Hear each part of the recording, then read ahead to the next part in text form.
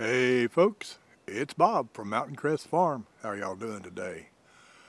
Oh me, I would say today was a nice day, and technically I guess it is, but it's too hot for me. It actually got up. I don't know if it hit 80 today, but if it didn't get to 80, it sure got close. Sweating just out walking around. I'm comfortable now. I'm sitting over here in the shade. Sun's going down. But most of y'all would have said it was a really nice day. Blue sky, some puffy white clouds, just a little bit too warm for me. Oh, me. Whew.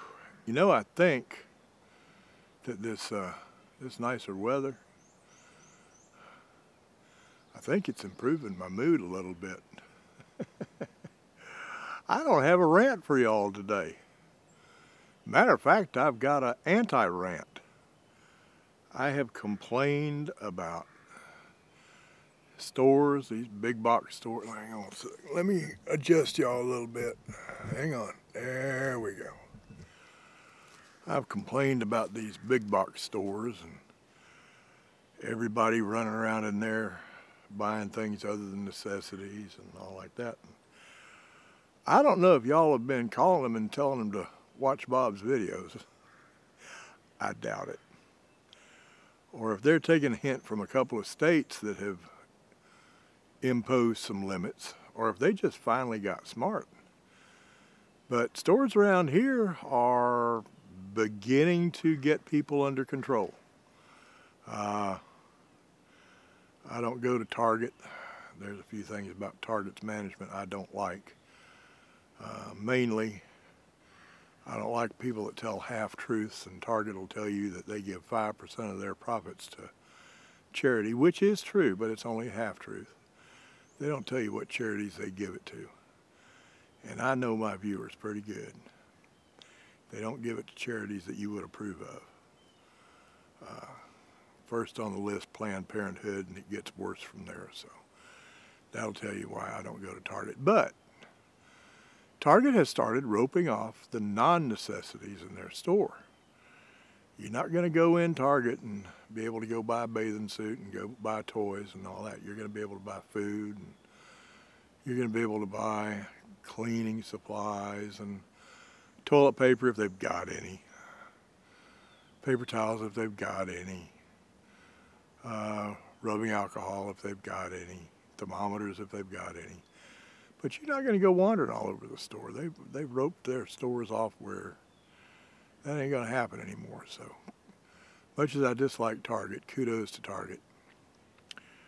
The other big box store, which I try not to name, seeing how my wife works at one of them, and I don't want to cause her any problems, they've started doing some good stuff too. They haven't taken my suggestion about the designated jackass yet. I'll tell you, for those of you who don't know what the designated jackass is, I'll try to remember to put a over there, or probably over here, a little link to a video I did on the designated jackasses that stores need. And they haven't done that yet. However, they have made some improvements. They're discouraging people from buying non-necessities.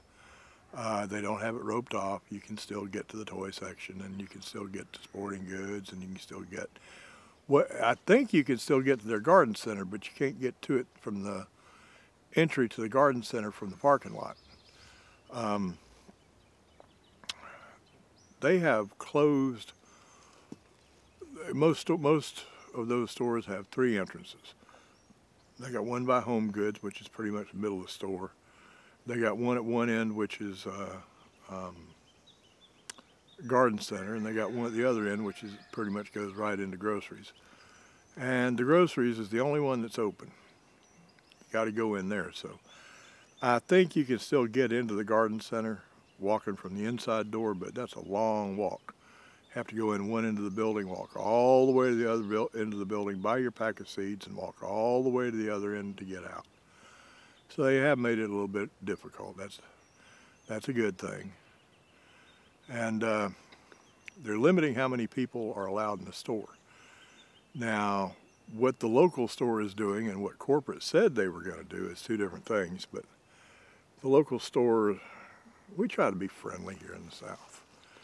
So what corporate said was, I believe it was 5 people. They were going to allow 5 people per 1,000 square feet of retail space in. Let's say a store was allowed to have 50 people. When they opened the doors in the morning, they'd count the first 50 people and they'd stop right there. Nobody else could come in. Those 50 people would be in there shopping, and one of them finished their shopping and paid for their whatever they had bought and comes out, one goes in. So that's what corporate said, and that would be a good number. That would be store on a typical, not super busy, not right after people get their Social Security checks, not right after people get their food stamps, not right after people get paid on Friday. That would be a good average, just average in the store. So that'd be good. That'd keep it down where it's not packed.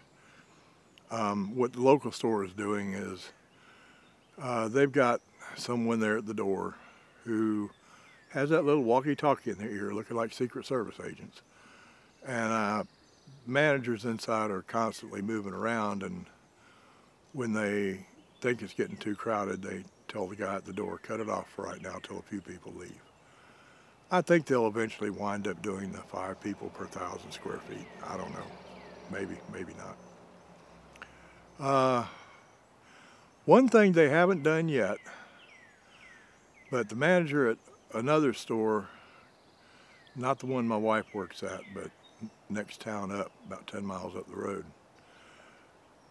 I told him 2 things that they haven't done. One of them they're not going to, I don't think. The other one they haven't done it, but he emphasized yet. What they haven't done is the designated jackass. And I told him I volunteered. And the other one is what Vermont has legislated, well, not legislated because the legislature didn't pass it. The governor signed an order, which is unconstitutional. He can't make laws.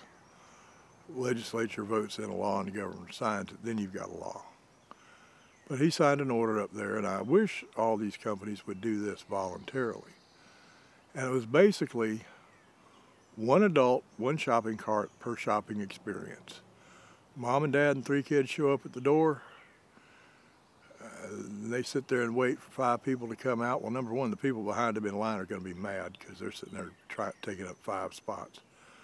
But they won't even have to do that because the guy controlling the door is going to tell them that no, 1 adult, 1 shopping cart per shopping experience. The other adult and you 3 kids, you go back and sit in the car and wait. When I suggested that to the manager of the store 10 miles up the road, he said, just give us time, just give us time. He said, wait just a little bit, you'll see what's happening. So I think they're getting there. I think the store, we all know which store I'm talking about.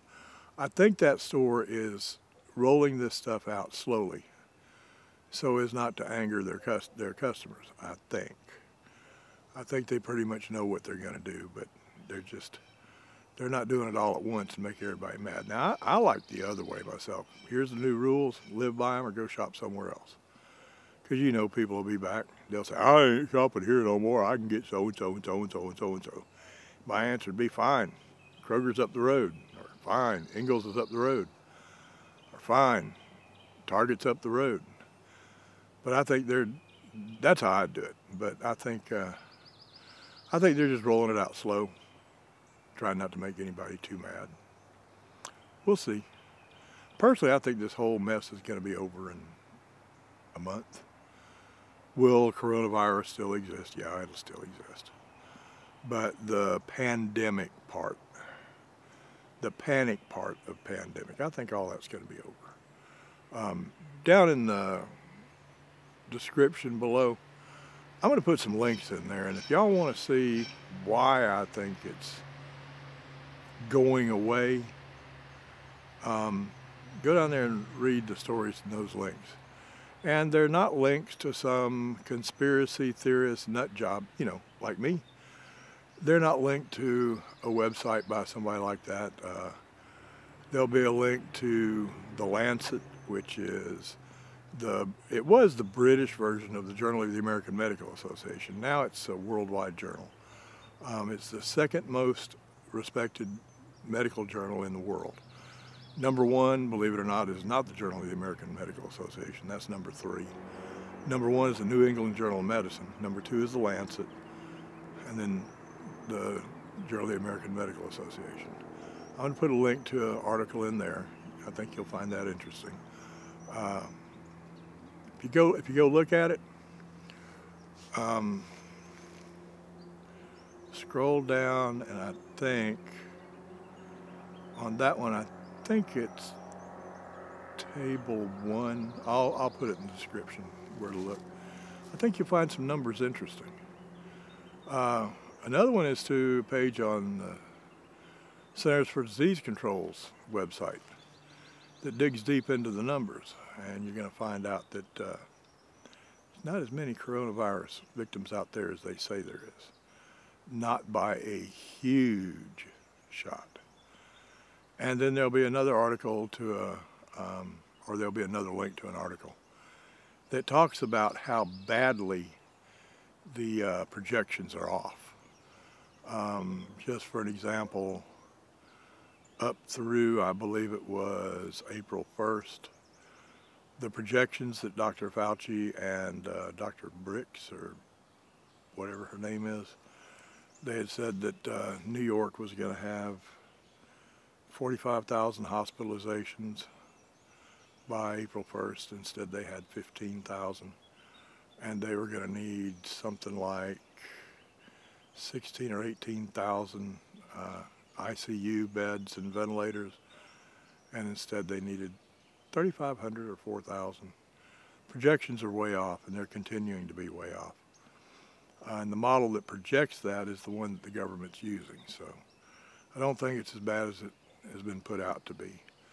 And the Lancet article is real interesting because it digs deep into the numbers. And, you know, they projected this to have, I think the flu, they said, was less than 0.5% fatality rate. And this was going to have something like a 4 or 5% fatality rate. Well, they dig into the numbers, and the fact is that COVID is running about a 0.6% fatality rate. Slightly higher than the flu, but nowhere near what was projected. So y'all might find those articles interesting. So I'm not griping today. I'm actually putting out some good news. It argues with what the government says. You'll have to make up your own mind on that. But it's good news because, number one, the stores are starting to control people a little bit better, which keeps my blood pressure down when I go grocery shopping. Number two, it gives you some real numbers that you can sink your teeth into and understand where I'm coming from when I say this isn't as bad as it's been projected, and it's going to be over quicker than projected. There's still going to be people that get it, just like there's still people that get the flu. And it's still going to be a little bit deadlier than the flu, but not much. And it's going to take us a while to get back to normal. If this shutdown had been for one day, when you shut down all business like has been shut down in this country, it doesn't recover overnight. That's the bad part. It's going to take some time for everything to get back to normal. But it will be back to pretty much life as we knew it. There'll be a few things that'll be different. I personally think the handshake is going to be gone because of this. Handshake was dying anyway. Have you shaken hands with anybody 25 years old lately? You put your hand out, and number one, they don't know what you're doing. They don't have a clue why you're holding your hand out. And the few that do, it's like holding a cold, dead fish. After I shake hands with most young people, I want to go find some place to wash my hands. It just feels yuck. So I think the handshake was going away anyway, and I think this COVID-19, I think it's going to kill the handshake. And I think people will give each other a little bit more personal space, which is good. I can't stand somebody walk up to me and get right in my face talking. I don't know that I back off to 6 feet like our social distancing rules, but you get very close to me and I'll back off. If I'm not married to you, I don't want to be that close. So I think it'll have an effect there. But as far as back to normal, like the economy popping back, people getting back to work, back to a semi-normal life, I don't think that's very far off. I hope not, because until things start getting back to normal, we all know Piedmont's not going to open up their surgery anymore until then. And we all know I'm really looking forward to that. So that's about it for today, folks. An anti-rant. Good information.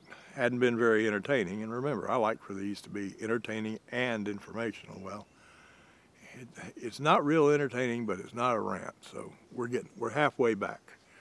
The good weather has gotten my attitude better, and I'm halfway back to getting back to informational and entertaining. So we're getting there. Sure does feel good. I'll tell you what, the last week,